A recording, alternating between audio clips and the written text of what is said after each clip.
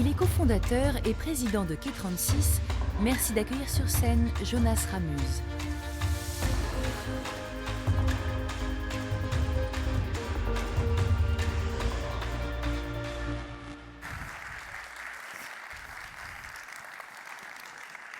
Bonjour, bonne année.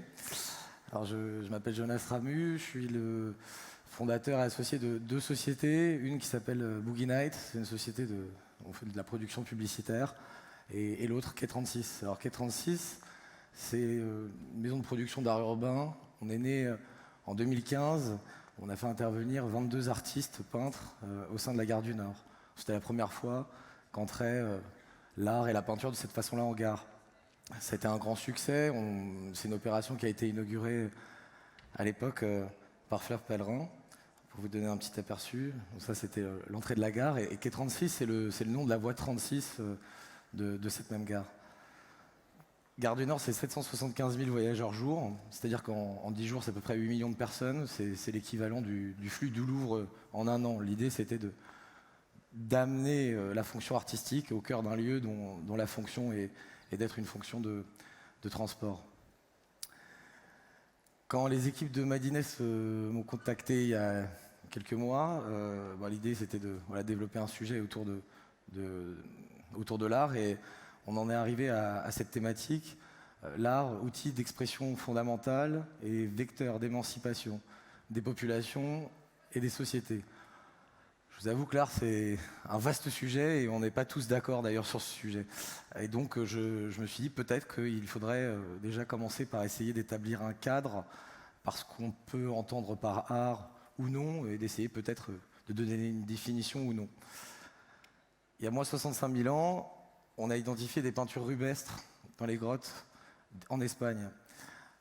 On connaît la céramique égyptienne qui date d'il y a moins de 4000 ans, des panneaux japonais, des netsuke japonais, des chants africains, des danses indiennes, les arts numériques. On connaît aussi la peinture moderne et contemporaine. On connaît aussi le street art et le graffiti. Qu'est-ce que ça nous dit? C'est-à-dire que dès qu'il y a une présence de l'être humain sur tous les territoires, de tout temps, il y a un geste esthétique et conceptuel. De là, on peut se dire que l'être humain est un animal artistique. Alors je ne vais pas vous faire un cours d'histoire, je vous rassure, ou de l'art, ou même de philosophie esthétique, mais donc l'idée est de comprendre en fait en quoi l'art habite l'homme ou l'être humain depuis la nuit des temps. Quand l'être humain est face à une œuvre d'art, il la regarde, il échange, il la juge, elle lui plaît, elle ne lui plaît pas.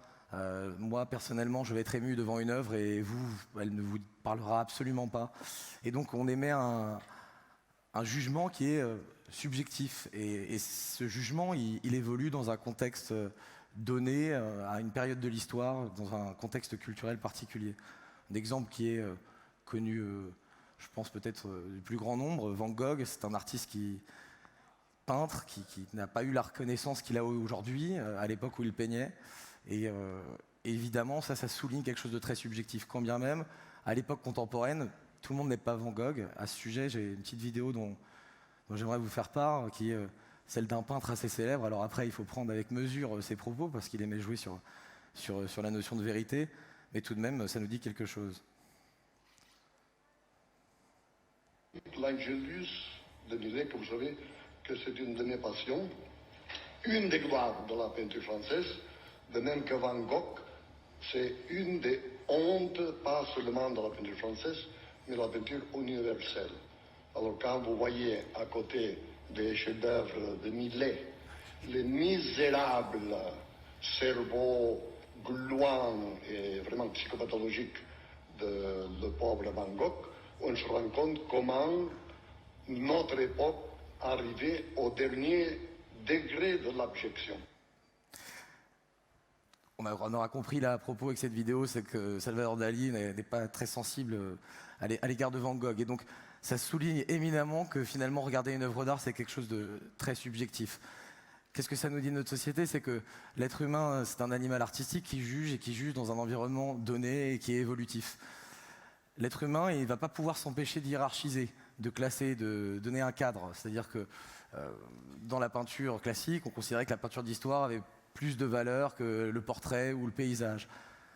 À Gare du Nord, quand on est intervenu avec nos talents, qu'on appelle street artistes, c'était donc de l'art, si vous voulez, dans l'espace public. Si on regarde les statues aux Tuileries, c'est bien de l'art dans l'espace public, on pourrait considérer donc que c'est aussi d'une certaine manière le street art. Les talents avec lesquels on travaille, quand ce sont des talents français, ils sont immatriculés à la GESA, à la Maison des artistes. C'est donc, on peut en conclure, des artistes contemporains. Le fait est que quand on dit street art, ça a pris un temps pour gagner en légitimité, pour rencontrer ces lettres de noblesse. Il y a le fait de venir de la rue, peut-être qu'on était perçu comme étant, en tant que peintre muraliste, d'une certaine façon, ignoble.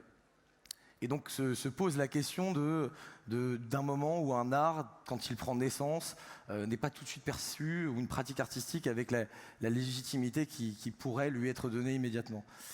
Ça traduit un état d'esprit, c'est-à-dire que l'homme, il semblerait en tout cas, c'est ce qu'on peut apercevoir, et c'était le cas peut-être de Van Gogh, quand une nouvelle forme prend naissance, fait acte de vie, par réaction, l'être humain, peut-être par peur, a du mal à accepter cette nouvelle façon de voir la peinture, de voir la façon d'associer technologie et créativité. Et alors, je vais aborder un thème, peut-être vous voyez où je vais revenir, mais ça va être assez court, hein, parce que c'est que ces talents derrière moi, ils ont tous un point commun. Bon, au-delà d'être des talents, évidemment, reconnus et qui font partie de notre patrimoine, de Boris Vian à Rihanna, en passé par Madonna, tous ces talents, à un moment, alors pas dans toute leur carrière, mais à un moment, ils ont été censurés. C'est-à-dire que l'être humain, animal artistique qui juge dans un environnement donné, hiérarchise et à certains moments censure. Aujourd'hui, on ne censurerait plus Boris Vian, on ne censurerait plus Charles Baudelaire. Ça n'aurait aucun intérêt et aucune valeur à la fois sociale ni même économique que de censurer Queen ou les Beatles pour atteinte aux mœurs, par exemple. C'est quelque chose, pour le coup, qui signifie que, à nouveau, l'être humain, quand on vient déranger sa position de pouvoir, quand ses représentations du monde sont dérangées, par réaction, il empêche parfois la parole de l'autre, qui est une parole d'un point de vue esthétique. À un niveau un peu plus radical, je vais vous parler d'une histoire. J'ai été étudiant à l'école d'autres études en sciences sociales, j'ai travaillé sur la question kurde. Et donc j'ai vécu un moment en Turquie, dans le sud-est, à Batman. Et donc j'ai un ami qui s'appelle Serdar, qui est peintre et qui a fait une marche contre des décisions d'État, contre des choses qu'il trouvait inacceptables. Il a été photographié par la police. La police est venue chez lui, tape à sa porte, ils sont rentrés dans son domicile, et là ils ont commencé à sourcer différents éléments dans la perspective de son jugement. La peinture que vous voyez derrière, c'est une peinture qui représente Uludere Jodorowsky. Il y a quelques années, des contrebandiers se sont fait bombarder par l'aviation militaire turque. Donc les fleurs représentent les morts, et en arrière-plan, vous pouvez voir des cercueils qui sont portés par une foule. On lui a dit, tu es un terroriste, tu es le pire de la nation. Et il est parti 2 ans et demi en prison à la frontière bulgare, à Edirne, enfermé avec les intellectuels, les journalistes, les enseignants et les artistes. Pour ça, on considère de terroristes. Donc, on hiérarchise, on organise, parfois on censure. Je ne suis pas certain que pour la société turque et pour son économie, que ça ait vraiment de valeur d'enfermer ces intellectuels et ces artistes en prison. En tout cas, une dictature, quand on étouffe la créativité, quand on empêche de prendre la parole, eh bien, les tendances vers lesquelles on peut aller, l'obscurantisme vers lequel on peut tendre peut être dramatique. Et ça m'amène à cette citation d'un poète allemand qui s'appelle Heinrich Heine, qui nous dit « Là où on brûle les livres, on finit par brûler les hommes ». Je crois que la phrase est quand même assez claire. Et donc, ce que ça me fait penser, c'est qu'il ne faut pas se dire non plus que ça n'arrive qu'aux autres. Je ne sais pas si vous le savez, mais ici, en ce moment même, vous êtes tous censurés. Vous êtes tous censurés artistiquement et culturellement. Ça se passe dans votre téléphone portable. si vous postez une peinture de Rubens ou l'origine du monde de Courbet, il est probable que l'algorithme de Facebook vous censure, voire arrête votre compte. Il y a eu un cas récemment en France. Ça dit quelque chose de notre société. C'est-à-dire que je crois que peut-être une forme de résistance serait tous en sortant de partager la photo et de voir ce qui se passe collectivement. Ça sera peut-être plus compliqué pour Facebook de nous arrêter à ce moment-là. Et pourquoi ils le font? C'est parce qu'ils sont dans une tentative de conquête des marchés et il faut qu'ils puissent en tout cas construire le dialogue avec l'Arabie Saoudite très pieuse ou la Pologne très catholique. Et donc pouvoir dire les choses comme nous on le souhaiterait, ce n'est pas forcément possible dans certains pays. On va revenir sur notre sujet. C'est donc que je crois que ça n'a pas extrêmement de valeur finalement que de contraindre et d'enfermer les pratiques artistiques, quand bien même ça peut être sporadique. J'ai envie de vous parler d'un phénomène que je considère à titre personnel comme artistique, qui fait encore débat, qui a été considéré comme art récemment par la France en février 2019. Ça s'appelle le jeu vidéo. Le jeu vidéo, en 72, on a créé Pong, qui était cette petite raquette sur laquelle on échange. On pourrait considérer que c'est un peu les dessins préhistoriques qu'on a pu voir tout à l'heure. Aujourd'hui, ça prend des formes incroyables, ça réunit des talents multiples, que ce soit des scénaristes. Il y a un jeu récemment qui est sorti avec Mads Mikkelsen, Léa Seydoux, qui ont incarné des personnages. Il y a des trames musicales assez extraordinaires. Le jeu vidéo, au départ, quand on l'a regardé, les personnes ont réagi parfois par peur, n'ont pas compris, n'ont pas saisi la valeur qu'il pourrait avoir. Et donc, parfois, on a pu, par réaction, se dire, voilà, le jeu vidéo, vous allez devenir complètement addict, vous n'allez plus sortir de chez vous, vous allez peut-être, suite à avoir assassiné un petit lapin ou quelques zombies, vouloir prendre des armes dans la vie réelle. Ici, tout le monde a joué aux jeux vidéo, peut-être? Est-ce que vous pouvez lever la main si vous avez joué aux jeux vidéo? Bon, bah écoutez, voilà, et j'imagine que vous n'avez jamais, à la suite d'un jeu vidéo, eu l'envie d'aller assassiner quelqu'un volontairement dans la rue. Vous pouvez lever la main si c'est le cas. Ah, bon, bah, je ne suis pas trop rassuré, alors là, pour le coup. En France, il y a 37 millions de joueurs. Il y a 7 personnes sur 10 personnes qui jouent. C'est-à-dire qu'on n'a pas 37 millions de personnes qui ont perdu contact avec le réel et qui ont décidé de détruire notre société. Parce que, je ne veux pas dire que la censure est tout le temps une mauvaise chose, hein. Je crois que quand la volonté de détruire la société ou de simplement mettre en danger notre quotidien, effectivement, là, parfois, il faut savoir arrêter certains phénomènes. En tout cas, le jeu vidéo, c'est quelque chose qu'on a mis du temps à comprendre. Les États-Unis l'ont compris avant nous, ils l'ont reconnu comme art en 2011. La réalité de ne pas avoir peut-être compris ou réagi par peur face à ce phénomène, ça fait que une société comme Ubisoft, alors là c'est un artwork d'Assassin's Creed, qui est artistique. Alors après, est-ce que ça vous touche ou non, ça c'est encore évidemment un point de vue et une question de jugement. Eh bien, c'est un marché qui pèse le jeu vidéo 120 milliards de dollars aujourd'hui. Ubisoft, quand ils sont nés en 1986, ont commencé à se développer dans le monde, puis ils sont partis s'installer au Canada, une de leurs antennes. Aujourd'hui, au Canada, c'est leur siège, c'est leur vaisseau amiral. Le Canada, en 1997, a créé les conditions économiques pour pouvoir accueillir des talents, et on parlait d'Eldorado pour nos ingénieurs français. Le Canada a su saisir l'opportunité de cette nouvelle forme créative et artistique et créer les conditions pour lui permettre de s'épanouir. En France, on a eu un certain retard. Il y a les musiques électroniques. Les musiques électroniques, c'est aussi un phénomène qu'on n'a pas forcément su saisir. On crée beaucoup d'amalgames. Quand on parle de techno, qui est une des parties des musiques électroniques, on l'associe à une musique de drogué. Aujourd'hui, les musiques électroniques, elles s'épanouissent de façon assez extraordinaire dans le monde. L'ADE à Amsterdam, c'est 400 000 personnes et des milliers d'entreprises qui viennent à la fois faire la fête, écouter des artistes, mais aussi discuter entre producteurs et labels. Le Sonar Festival, en Espagne, c'est 126 000 personnes, 90 pays, des milliers d'entreprises.